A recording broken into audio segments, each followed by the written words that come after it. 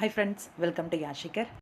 நம்மளோட விஜய் டிவியில் ரொம்பவே சூப்பராக போயிட்டுருக்க மோதலும் காதலும் ரீசெண்டான எபிசோட்ஸ் எல்லாமே நல்லா தான் இருக்குது. என்ன ஒன்று, நம்ம டாக்டர் வேதாவாக இருந்துட்டு இந்த விஷயம்லாம் நம்பிட்டு இருக்காங்களே அப்படின்னு ஒரு பக்கம் தோணுது.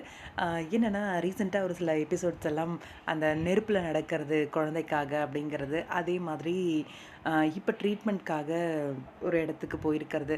இவ்வளோ டெக்னாலஜி வளர்ந்துருக்கு, ஆனாலும் இதை நம்பிட்டு போயிருக்காங்களே அப்படின்ற மாதிரி தோணிட்டு இருந்துச்சு. அதுவும் ஒரு டாக்டரே இப்படி போயிருக்காங்களே அப்படிங்கிற மாதிரி. மேபி எல்லாத்துலேயும் ஒரு நம்பிக்கை அப்படிங்கிற விஷயத்த கொண்டு வந்து அவங்களுக்கு க்யூரானா பரவாயில்ல அப்படின்ற மாதிரி கொண்டு வந்திருக்காங்க. இதில் இவங்க 2 பேரோட பாண்டிங் அப்படிங்கிற ஒரு விஷயம், நம்மளோட வேதா அண்ட் விக்ரம் இவங்க 2 பேரோட பாண்டிங் க்ரியேட் ஆகிறது அப்படிங்கிற ஒரு விஷயம்.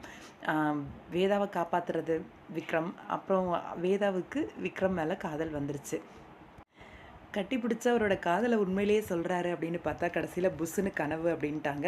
அப்கமிங்கில் பால் சொம்போட நம்மளோட வேதா வந்து ரூமில் அவங்களோட பெட்ரூமில் நின்றுருக்க மாதிரி ஒரு வீடியோ ஒன்று ஷேர் பண்ணியிருந்தாங்க. என்னடா பால் சொம்பெல்லாம் வச்சுட்ருக்காங்க அப்படின்னு பார்த்தா மேபி விக்ரம் வேதா இவங்க 2 பேருக்கு ஃபஸ்ட் நைட் ஏற்பாடு வந்து நடக்குது போல் இருக்குது. ஏன்னா அவங்களோட ட்ரீட்மெண்ட் முடிஞ்சு குணமாகி வீட்டுக்கு வந்துடுறாங்க.